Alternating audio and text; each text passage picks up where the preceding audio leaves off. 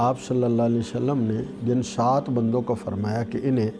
اللہ کے عرش میں جگہ ملے گی تو فرمایا ذکر اللہ خالیا، اس حال میں اللہ کا ذکر کیا کہ اس کی آنکھوں سے آنسو بہہ گئے، اس کی آنکھوں سے آنسو بہہ گئے۔ آپ صلی اللہ علیہ وسلم نے فرمایا 2 قطرے اللہ کو بڑے پسند ہیں، ایک وہ آنسو جو اللہ کے خوف یا اللہ کے شوق میں نکلتا ہے۔ اللہ ہمیں بھی اپنا خوف بھی نصیب فرما دے، اپنا شوق بھی نصیب فرما دے۔ وہ آنسو جو اللہ کے شوق میں، اللہ کے خوف میں بہتا ہے، وہ بھی اللہ کو بڑا پسند ہے۔ دوسرا قطرہ وہ خون کا جو اللہ کی راہ میں بہتا ہے۔ اب یہ بھی 2 قسم کے قطرے ہیں۔ ایک قطرہ وہ ہے کہ بندے نے کوئی جانور ذبح کیا، تو جیسے حدیث پاک میں آتا ہے قربانی کا جانور جب یہ نحر کرتا ہے، ذبح کرتا ہے بسم اللہ یا اللہ اکبر کر کے، تو قطرہ نکل کر زمین پر بعد میں گرتا ہے اور اللہ اس بندے کی مغفرت پہلے کر دیتے ہیں۔ تو میں سوچ رہا تھا اگر جانور کو ذبح کر کے تو ایک قطرہ خون بہنے سے اللہ کے نام پر بہا نا، تو اللہ کو اتنا پسند ہے، تو اگر انسان کا جب خون بہتا ہے تو اللہ کے نام پر تو اللہ کو کتنا پسند آتا ہوگا۔ اسی لیے شہید کا جب خون بہہ رہا ہوتا ہے اور وہ شہید ہو جائے تو اس کو نہلانے کی اجازت نہیں ہے۔ یہ جب قیامت کے روز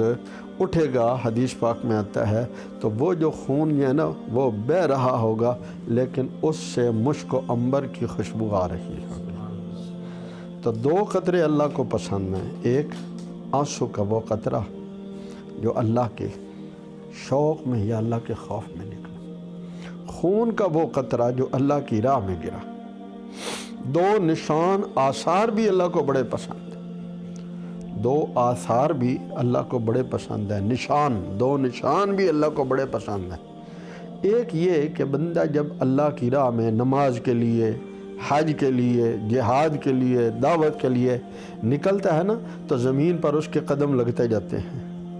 وہ جو قدم لگتے ہیں میں اور آپ تو مڑ کر نہیں دیکھتے، لیکن فرشتے ان قدموں کو بڑی برکت کے حصول کے لیے اس پر نگاہ ڈالتے ہیں۔ یہ کتنا خوش نصیب ہے جس کے قدموں کے یہ نشان پڑ رہے ہیں۔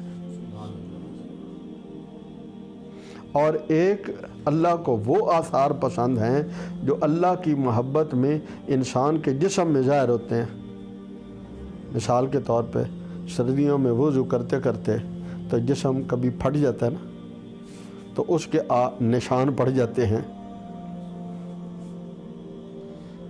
اس کے نشان پڑ گئے۔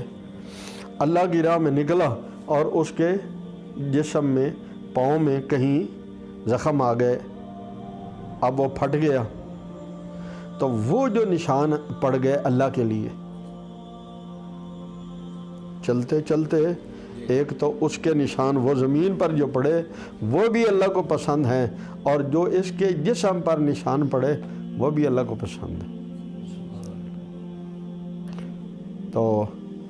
میں 1980 میں غالباً 79 یا 80 میں تو ہم میران شاہ، طبیعت ٹھیک نہیں تھی، تو دوستوں نے کہا کہ وہاں موسم رمضان میں بہت اچھا ہوتا ہے، اب ہم لوگ 2 ہماری مجبوری ہیں، روزہ بھی ہم نے رکھنا ہے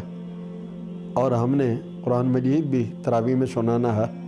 اور گرمی بھی بہت ہے، ڈاکٹر کہتے ہیں کہ روزہ نہ رکھیں، تو دوستوں نے کہا وہاں چلتے ہیں، وہاں موسم بہت اچھا ہے، اور واقعی بہت اچھا تھا۔ تو اس سے بھی 10-12 کلومیٹر آگے، میران شاہ سے بھی آگے، تو وہ ایک بستی میں وہاں جو ہے وہ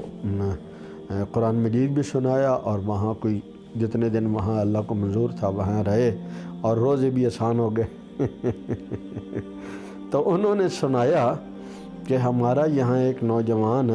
تو کافی نوجوان تھے، تو جب روس نے حملہ کیا تو وہ دبئی سے واپس آئے، اور انہوں نے گھر والوں کو کہا اس دفعہ ہم اس نیت سے نہیں آئے کہ ہم آپ لوگوں کو ملاقات کے لیے، اس دفعہ ہم اللہ کی راہ میں جہاد کے لیے آئے ہیں۔ تو انہوں نے سنایا کہ ہمارا ایک نوجوان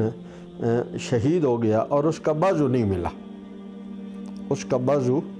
نہیں ملا، تو تو ادھر ہی اس کی قبر بھی تھی، تو ادھر سے لے آئے، چونکہ قریب تھا، پہاڑ کے پیچھے افغانستان تھا، تو وہ اس کو لے آئے، تو وہاں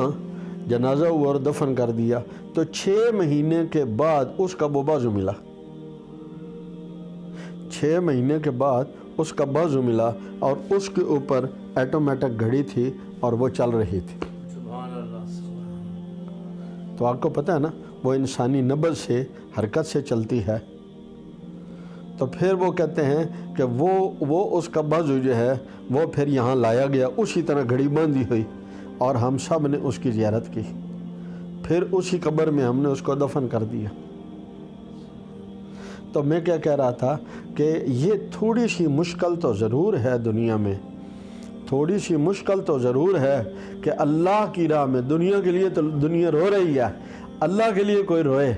اللہ کے شوق میں کوئی روئے، اللہ کے خوف میں کوئی روئے۔ اور آج دنیا کے لیے تو ایک دوسرے کی مار پیٹ کر کے خون بہانا مسلمانوں میں بھی عام ہو گیا، غیر مسلم تو غیر مسلم ہے، مسلمانوں میں بھی عام ہو گیا۔ لیکن اگر یہ خون میرا جو بہہ رہا ہے، اگر یہ اللہ کی راہ میں بہتا تو پھر اللہ کو کتنا پسند ہوتا۔ تو اس لیے میرے بھائیوں، اپنے آپ کو وہ چیزیں، وہ صفات اپنے اندر پیدا کرنے کی کوشش کرنی چاہیے جن سے ہمارے خالق اور مالک خوش ہوتے ہیں۔ اور یقین کر لیں، جب اللہ خوش ہو جاتے ہیں، راضی ہو جاتے ہیں، تو پھر اللہ تبارک و تعالیٰ 2 باتوں میں سے ایک بات کر دیتے ہیں، یا تو اس کو اسباب دے کر مطمئن کرتے ہیں، اور اکثر بیشتر اسباب دیے بغیر اسے مطمئن کرتے ہیں۔ تو ایک نوجوان، یہ عام طور پہ ہمارے کچھ حضرات جو اپنے آپ کو اہل حدیث کہلواتے ہیں، یہ ذکر سے تو تھوڑا سا وہ سمجھتے ہیں کہ یہ ہم کوئی بدعت کرتے ہیں، تو وہ کسی مجبوری سے ہمارے پاس آنے لگ گیا، تو ہم نے اسے ذکر پر لگایا، تو وہ میرے کان میں مجھے کہنے لگا کہ میرے کام تو ویسے ہی ہیں، لیکن اللہ نے مجھے سکون بڑا عطا فرما دیا۔ میں نے اسے کہا، آج ہی کی بات ہے، میں نے اسے کہا کہ اصل میں اسباب کے بننے اور بگڑنے کے ساتھ سکون کا کوئی تعلق نہیں ہے، اسباب کے بننے اور بگڑنے کے ساتھ سکون کا کوئی تعلق نہیں ہے، سکون کا تعلق اللہ کی یاد کے ساتھ۔ اللہ بذکر اللہ تطمئن القلوب، سنو، ہمارے یہاں کہتے ہیں نا حضرات، ایک ضروری اعلان سنو، اللہ بھی فرما رہے ہیں ضروری اعلان سنو، اللہ بذکر اللہ تطمئن القلوب، اللہ کے ذکر سے دلوں کو اطمینان نصیب ہوتا ہے۔ اللہ تبارک و تعالی ہمیں ذاکرین میں شمار فرما دے، اور وہ آنسو جو اللہ کو پسند ہے، اور وہ آثار و نشانات جو اللہ رب العالمین کو پسند ہیں، وہ ہم میں پیدا ہو جائیں۔ اللہ پاک اس کی صلاحیت عطا فرما دے۔